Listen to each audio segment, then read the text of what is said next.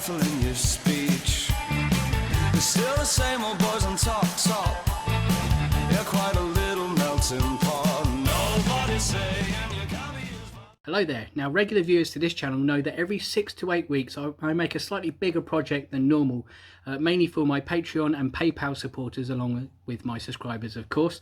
And this time around, the bigger project is the Tim Pool Challenge. And what that involves is me watching the output, the YouTube output, of a massive grifter for 7 whole days without going stark raving mad at the end of it because of all the anti-left propaganda that's pumped into my brain from this fucking idiot. Can I withstand Tim Pool's grift for an entire week? Well, you're about to find out. Now, at the start, I do need to clarify that I've never ever watched a single second of Tim Pool's output on YouTube in my entire life. And the reason is because I'm not his target audience. I am not a Trump supporter or voter, right? I'm not a conservative, I'm not right-wing in any way whatsoever, and I just don't need to be pandered to. But I am aware that Tim Pool is quite a prominent figure on Twitter, where he's also got the reputation of being as dumb as hell and being a daily embarrassment. So this is going to be quite interesting, I think. Tim comes from a long line of internet personalities who claim they are one thing, but in reality they are nothing of the sort. People who claim that they are journalists or left-wing or liberal or left-leaning of some description, but have no qualities of any of those things. They hate people who use identity politics again and again and again. But at the same time, at any given opportunity, they will remind people what sexuality they are, what colour they are, which way they lean politically or have leaned politically in their life. In fact, that's the main one that these people use is, oh, I'm left-leaning, or I'm a liberal, blah, blah, blah, blah, blah. And here's what I have to say about how bad the left is. That is their qualifier for every video they make and every tweet that they post. Like I say, Tim Pool and people of his ilk spend all of their time, their entire grift is demeaning or belittling or attacking lefty people, liberal values, left-wing values, woke people, whatever the fuck that means now in 2020. Literally a completely meaningless word. As soon as someone like Tim Pool mentions it online, it's lost all meaning completely. Like I say, they belittle left-leaning people and things all the time whilst bending over backwards to defend and appease conservatives and, more often than not, the far right. But in reality, if you think about it, it doesn't matter in any way, shape or form what political persuasion Tim Pool, for example, currently is. Or indeed, it doesn't care that much what political persuasion he used to be either. Because if you do care about that particular thing a little bit too much, it just means that you're incredibly obsessed with identity politics. And you could say that you hate people like that. But then if you go on and on and on about how you used to be a liberal and so forth to make a point, doesn't that make you obsessed with identity? I mean, it's completely pointless taking any of these people seriously. But unfortunately, they got a massive fan base and they seem to be dictating the current election and Donald Trump's entire time in office quite heavily, don't you think? Their grift is to come up with an enemy who's going to threaten their way of life. And the only way they can keep hold of power when they're not prepared to do anything whilst in power is by creating an enemy. Someone who's threatening their power and threatening your way of life by doing things like hating racism and wanting fairness in the world. How dare we? Quite a leap from going from, oh, these brown-skinned people don't like being shot by the police to, well, Black Lives Matter is a terrorist organisation. They're mental and they're crazy and they want to take over the world. And that encapsulates what a grifter's whole grift is, you know. Take one thing that's asking for a bit of equality or fairness and justice and make out that they're fucking nuts. That, ladies and gentlemen, is the grift. And it's very financially viable for them. Conservatives will dig deep into their very, very deep pockets to throw money at people who will create an enemy for them and give them someone to hate, even if the enemy is completely made up. Tim has 3 YouTube channels and is arguably numero uno grifter of the current age. On Timcast IRL, he picks up an average of 250,000 views per live daily stream, which are always longer than 2 hours, by the way. Plus, he posts a handful of highlights of each stream every single day on the same channel. His journalism can be found on Timcast's channel, where he takes articles other people have written and shouts his opinions over the top of them. He uploads several of these videos a day too to that channel. And then there's his main channel, where he also uploads one daily video. And as you can see with the election coming up, liberal lefty Tim Pool is busy mocking the Democrats, Biden and Kamala Harris, whilst giving Trump a free ride. That's several hours of videos and streaming every single day, which is as much, if not more, YouTubing than the likes of Alex Jones and Sargon combined. And I feel that Tim could save so much time and effort by just uploading footage of him literally licking Trump's boots to each channel on a daily basis. And you know what? If he did that, people would still throw money at him, because that is entertainment to them. Now, the first video I watched on day one of the Tim Pool Challenge was from Friday 21st of August 2020, and it's from the Timcast IRL channel, and it's called The Right Has a Sense of Humour and Seems to Enjoy Memes. What's missing on the left? Why are they no good at it themselves, is what he's implying. So look, why is it that someone like me, who could be a liberal my whole life, I mean, I was far left when I was younger. I wrote a bunch of anti-government, anti-war songs and stuff when I was a teenager. I swear to God that Tim Pool must have some kind of undiagnosed medical condition where he simply has to mention in every fucking video that he makes that he was once left-wing of some description, right? And what better qualifier of being far left than having once written some songs when you were a kid? Oh, turns out Tim was once Bernie Sanders Jr. because he could strum a tune. How did I then become liberal? And now here I am. I hang out with people across the spectrum. I have friends who are far left. Tim's got friends. I have friends who are far left. It's very difficult. It's very difficult. Yeah, I'm not surprised it's difficult, bearing in mind that you're Fox News in a beanie hat. Or it could be a really funny joke from Dave Chappelle or Family Guy or something, and they all start sharing it and laughing. Then as soon as it reaches people on the left, they look at it and look around, what should I say or do? And they wait for their priests or authorities to confirm, hey, look at this thing, it's funny. The only ideas they share are the approved ideas that everyone else is sharing. Just a reminder here, you're watching Tim Bottom Text Pool, who is apparently an expert on memes. And I'm not even sure the dreaded far left would even bother making this a subject of a video, but nevertheless, in this video, Tim states, without evidence I must add, that the left can only laugh at memes if an authority figure on the left allows the left to laugh at them. And it seems that Tim doesn't really understand how the left works just by mentioning the fact that there's an authority figure on the... Never mind, Tim, never mind. But no, now I'm looking at the election and I'm like, I think for these reasons, I got to vote for Trump. A lot of the reasons that Jack Murphy pointed out. How does that happen? It's very simple. I have a sense of humor. Right. They don't. There you have it. Former super lefty Tim Pool is going to vote for Trump because the right has a sense of humour. Apparently. That's the right. That's conservatives. That's the same people who brought you Dems eat Tide Pods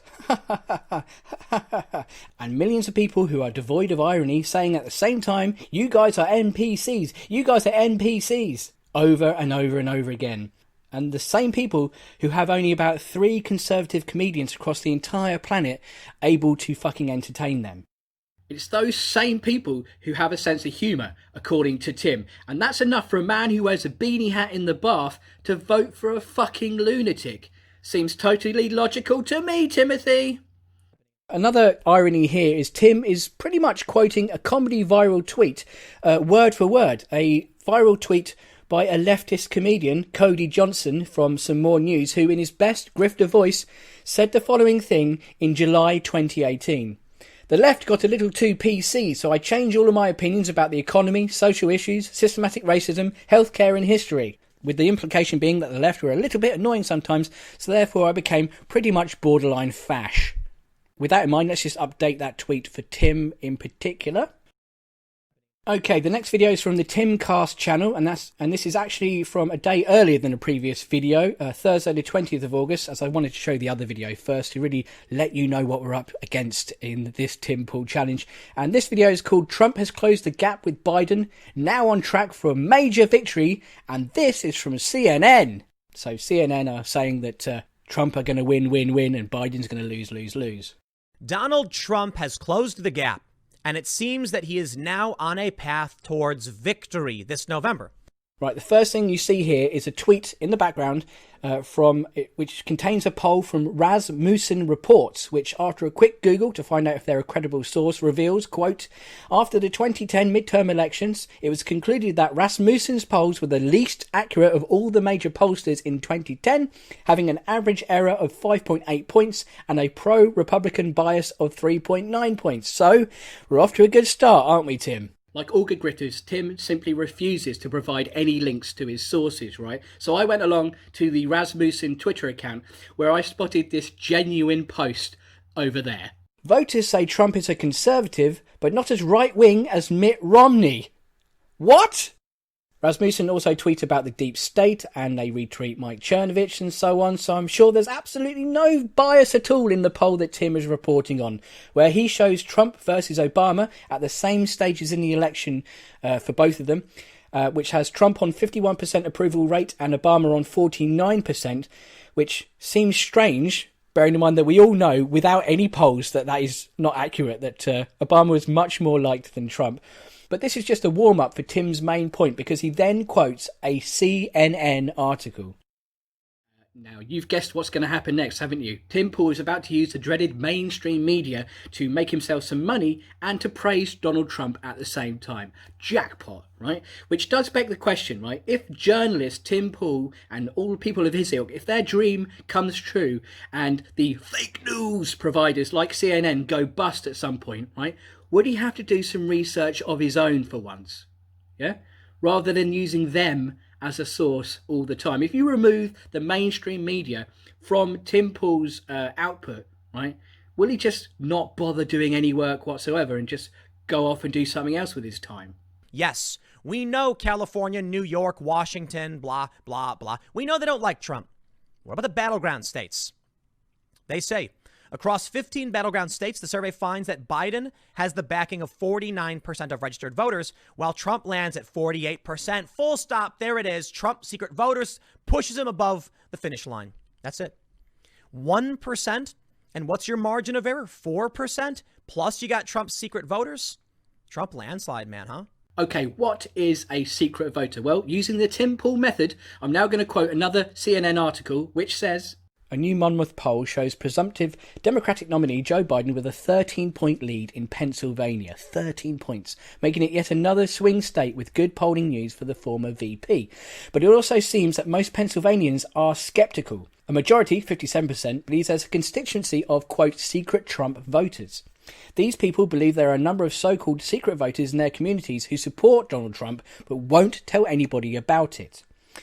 Quote, the media consistently reports that Biden is in the lead, but voters remember what happened in 2016, said Monmouth's polling director Patrick Murray. The spectre of a secret Trump vote looms large in 2020.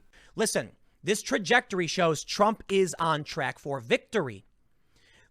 It's funny because I don't like the polls, right?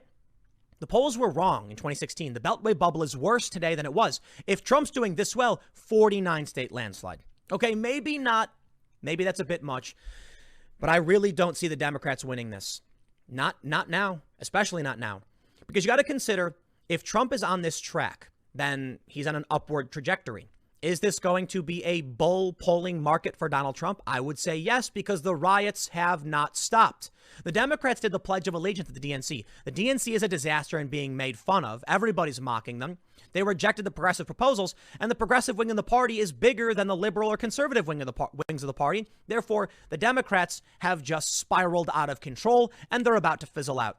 I actually do hope that grifters do more of this type of thing, because it may lead Americans into a false sense of security and they just won't bother leaving their house and voting for Trump because he's going to win anyway. It's going to be a landslide, guys. Overall, 54% disapprove of the way Trump is handling his job as president and 42% approve. That's an uptick since June and about on par with Trump's ratings from earlier this year. It still lands the president near the bottom of the list of historical approval ratings for presidents seeking re-election. Just ahead of their nominating conventions, Trump lands ahead of Jimmy Carter, 33% approval, and George H.W. Bush, 35%, but below Barack Obama at 48%. Well, I showed you before, Rasmussen has Trump above Obama. So take it with a grain of salt. These are individual polls. So who knows? That's why you can't really trust them. First of all, Tim, you're basing a video on two separate polls. The one biased poll from Rasmussen, where they give Trump a 9-point bump. That's not like a 1 or 2 point bump, 9 points, right? They report his approval rating as 51% instead of 42, which, by the way, leaves him way behind Obama. Doesn't take an expert to fucking work that one out. Secondly, and rather confusingly, you then use a non-biased poll claiming Trump will have a landslide victory based on approval ratings alone, but then end the same segment by saying, but I don't trust the polls, so don't read too much into this. But you just said Trump will win by a landslide. It's in the fucking thumbnail of your video. Is that not reading too much into things, Tim? In a sense, Tim Pool is correct. Right? I don't like saying those words out loud, but in a way he is right. Individual polling doesn't mean much, right? So when you take all the polls together, and you'll see that Biden has a substantial lead over Trump, including in many swing states, okay? So as this graphic from the Financial Times shows, a Trump landslide victory, based on polls, seems quite unlikely. Trump landslide, man, huh? Maybe not. I don't know. But I really don't see the Democrats winning this. Okay, we're almost halfway there. The next video is from Monday, 24th of August 2020, and it's called Trump Dropped His Second Term Agenda. Can we please stop saying the word dropped all the time instead of released or has brought out or words to that effect? He's dropped his second term agenda, and any sane person would agree with it. What? I now plan to vote Trump, says Tim, a man who's been pumping out pro-Trump propaganda for the last few years. Now, there's only two short clips I want to show you from this 27-minute long video, which is insanely boring. It's just him reading out a fucking manifesto. As of right now, I believe President Donald Trump is on track for a re-election victory and potentially a landslide.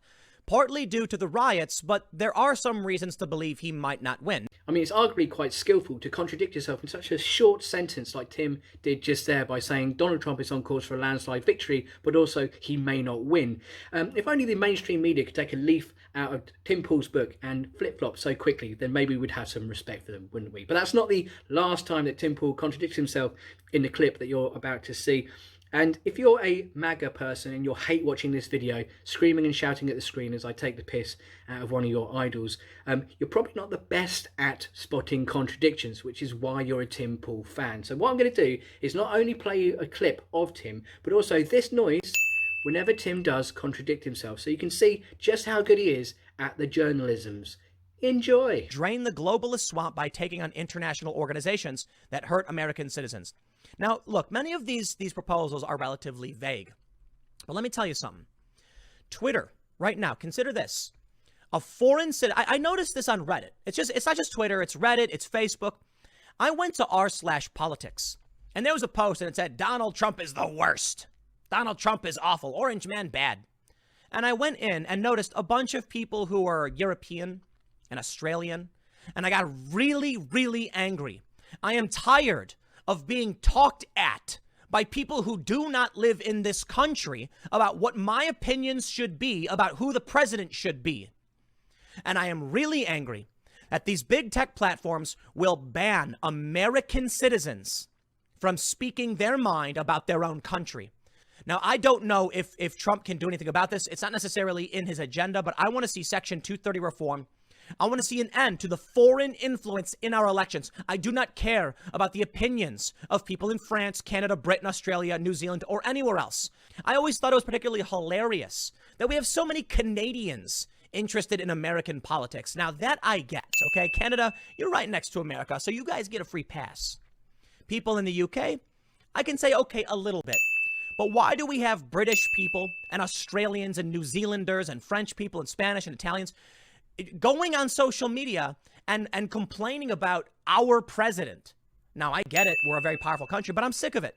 I'm sick of the foreign interference in what should be American matters. Ah, a hatred of foreigners. Now I see why Tim is voting for Trump. On one hand, people like Tim are saying free speech is the most important thing. It's the most important issue of our current times.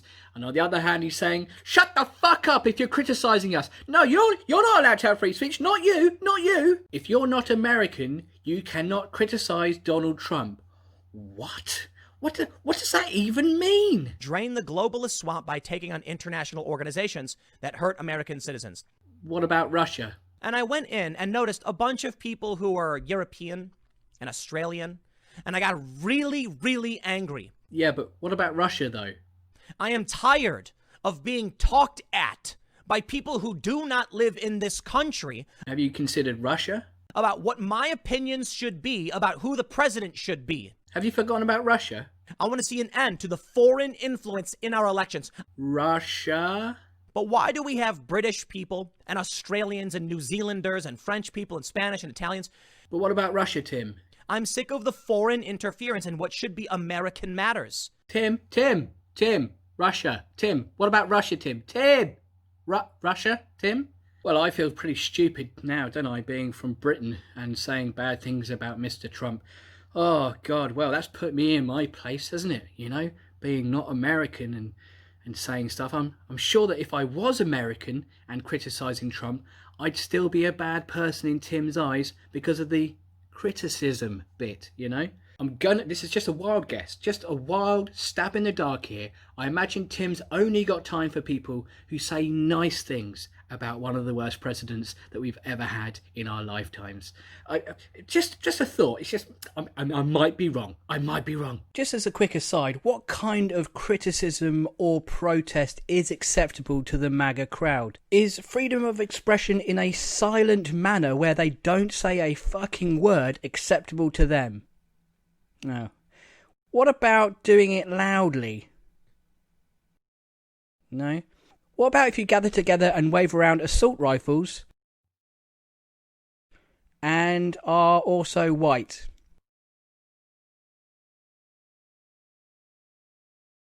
Okay, got it. Thank you.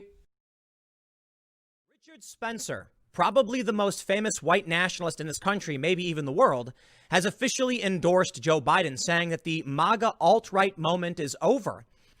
When the Democrats are in charge, Spencer, nobody knew his name. I mean, a lot of people did. He was able to operate, build his movement and do his thing. But with Trump, as soon as Trump comes out, the media was desperate to find a boogeyman. This put the spotlight on Spencer and made him the boogeyman.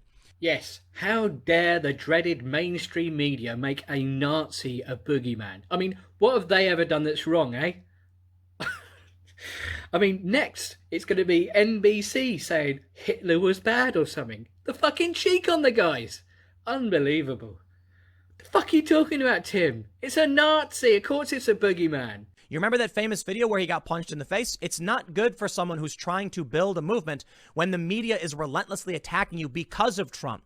And of course, Trump not being a white nationalist, Spencer and other white nationalists weren't getting anything they wanted other than negative press attention. What? Are you fucking serious, Tim?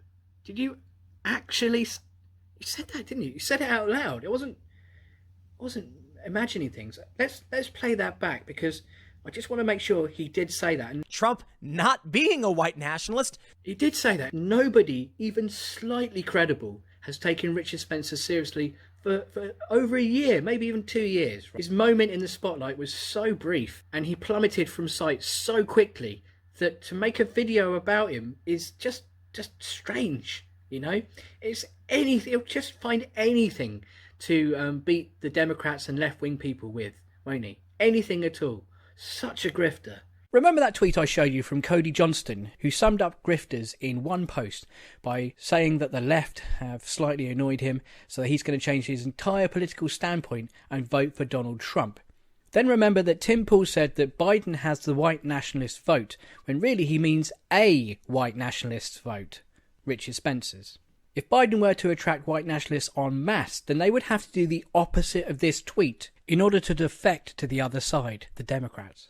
This particular video and Tim's stance here is one of the biggest reaches that I've seen from him in the 7 days of watching his garbage. And he should be utterly ashamed of himself, but he won't be and he never will be. And that is basically why he's a grifter. Okay, we're in the final straight here, guys. We're almost at the end. But before we go, just a few more Tim Pool videos to cover. You may be interested to know that Tim has actually made the same video twice in less than 24 hours. There's an 11-minute video available on another channel of his, which is called Trump Sees RNC Bump, Ratings Jump and Closes In on Biden. Echo chamber journalists are shocked. But the current video that we're going to look at You don't actually have to watch much footage from it, you'll be pleased to know. Less editing for me, luckily. And that is because that Tim has written everything that happens in the video in his YouTube blurb. And he's quite descriptive about it as well.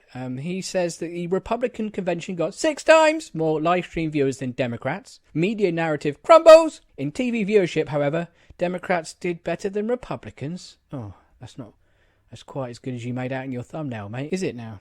Whilst on the surface this may seem bad for Republicans, because it is, it's actually a good sign. No, it's not.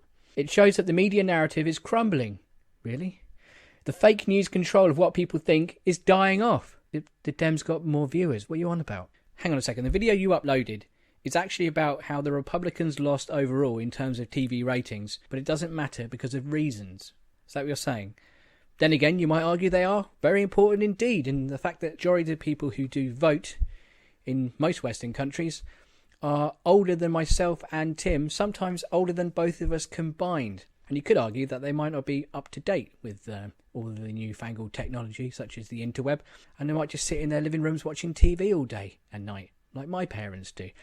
They do it via their TVs generally, rather than online. I've got no evidence to back that up, of course. I'm doing a Tim Paul here. I'm just giving my opinion without any sources or links to back up my claims. But if he can do it constantly, I can do it at least once in a video, can't I? Surely.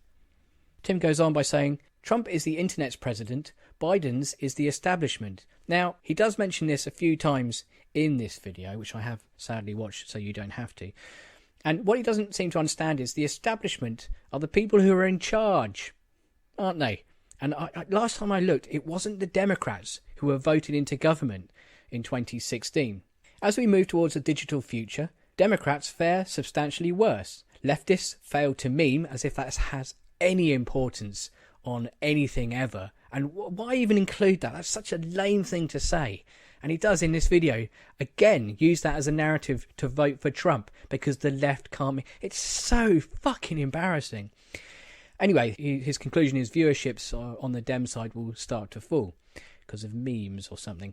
One thing ties many of the former leftists together, and that is that at some point they decided to do research, unlike you, Tim, and when they did, they realised Trump was actually pretty good. Citation needed with that one, I'm afraid, Timbo. The RNC pulled in 6 times the viewers on C-SPAN. But this isn't the full picture. According to Variety, Democrats actually got better ratings on their first night. I think Democrats are less likely to watch the RNC, and Republicans are more likely to watch the DNC. And conservatives get about a third of their news from liberal sources. Moderates have an even mix, but liberals only get their news from liberal sources, which says to me the reason the DNC's viewership was higher is because Republicans were actually watching too. Now that may just be a bias, and this results in high-profile leftists having no idea what's going on in this country and then being shocked by what they hear at the RNC. If the Democrats actually watched the RNC and actually paid attention to what was going on, they wouldn't be surprised by what Republicans are actually saying. But as more and more people pay attention, more and more people will start watching both sides because they're interested in what both sides have to offer. I mean, Democrats and Republicans, for some reason, these high-profile leftists aren't paying attention.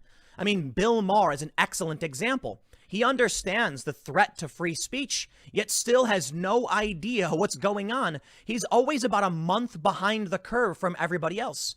If only people like Bill Maher actually looked into the news, watched the videos online to see what was actually happening. High-profile leftist Bill Maher. Guys, if you've been taking Tim Paul seriously up till now, what the fuck is wrong with you? But that should be the final nail in the coffin, to call Bill Maher a high-profile leftist. Yeah, us on the left, we absolutely love Bill Maher. I get his DVDs all the time because we live in the past. Yeah, Bill Maher, woo! I mean, I'd guess, and just a random thought in my head, that maybe Dems don't tune into the RNC because they're not too keen on listening to people lie to their faces for 3 or 4 days in a row and just have fear-mongering pumped into their brains, one speaker after another. I mean, at least former presidential candidates John McCain and Mitt Romney could speak in coherent sentences. They weren't exactly nice people who I admire or anything, but you could understand what they were saying. The difference is nowadays you get people like Donald Trump Jr. going onto stage saying, "Hey guys, I totally triggered the lefties today. Shall we trigger the left today? Shall we trigger them? Are you triggered? Are you triggered? Are you triggered? Are you triggered? Are you triggered?" Over and over again. And just like everyone else who's a Trump sycophant, who's a speaker, just saying buzzwords like Trump does in lieu of anything of any substance whatsoever. The left is developing an online community. I'm seeing many left-wing progressive YouTubers starting to do really, really well relative to where they were a long time ago. Some of these channels that have been stagnant for years, all of a sudden seeing a major boost. Why? The establishment is being crushed. The Republicans were crushed out by Trump. The Democrats are about to be finished off by Trump. And this is good news for the left. Those that are online watching progressive channels, let the establishment power go. Donald Trump might get another 4 years, but at least you'll have a chance to get your ideas out there once people focus on getting their information online. I'm seeing many left-wing progressive YouTubers starting to do really, really well. Not me, mate. No fucker watches this channel.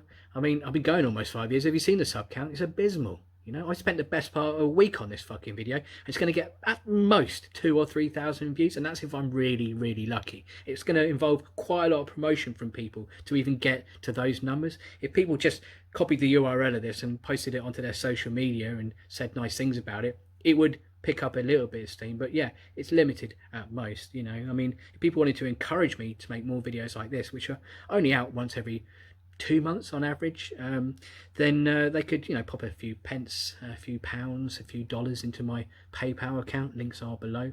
Or alternatively, they could buy me a coffee on Ko-Fi. It's only like $3 per purchase. And bearing in mind that I am working at the moment, but I am in the hospitality industry, so that means that I will be made redundant at some point, probably after furlough ends and after October, when it's winter time. I'll be made officially homeless because of that. So that Ko-Fi money will go a long way as I'm freezing my bollocks off on the street. Yeah, so no pressure or anything, but if you did want to contribute, you know, I do put a lot of effort into this. I literally cannot afford to go out and do anything else. So this is a hobby of sorts.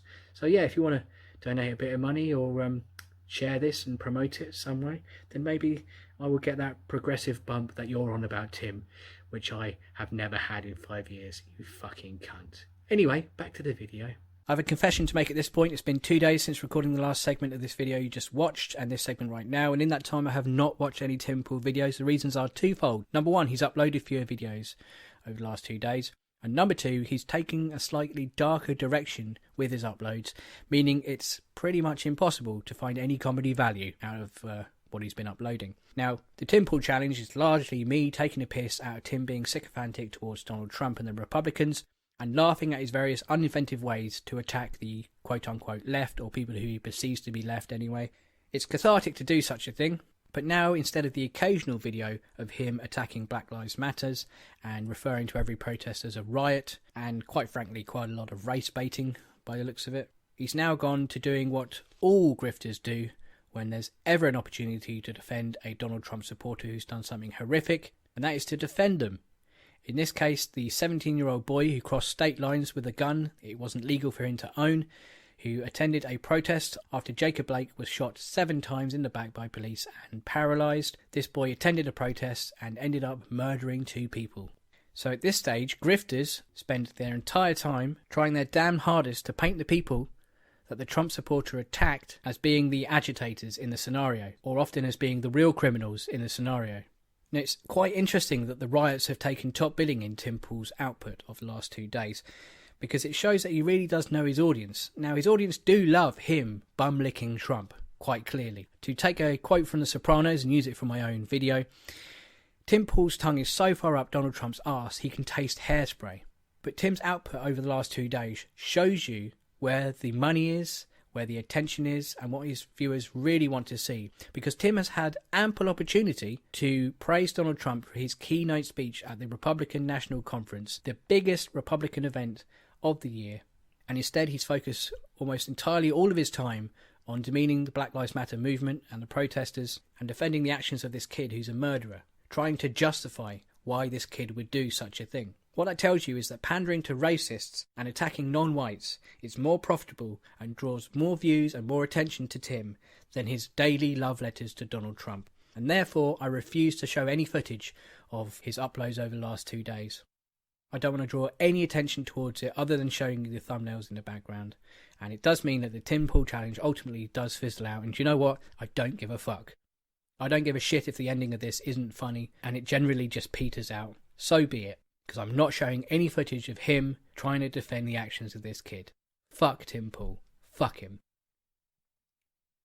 And with that in mind, we've come to the end. Thank you very much for watching. I hope you enjoyed it, even this sort of downbeat bit at the end. I'd like to thank the people flashing up on your screen right now for donating money 2 months ago when I uploaded the last big project on this channel. Remember that my PayPal links and Ko-Fi and Patreon are below if you do want to give a couple of dollars. Other than that, please like and subscribe, and more importantly, please share this video to your social media, as this is a tiny channel and I do need all your support. And that just leaves me to say, until next time, laters betas. Goodbye.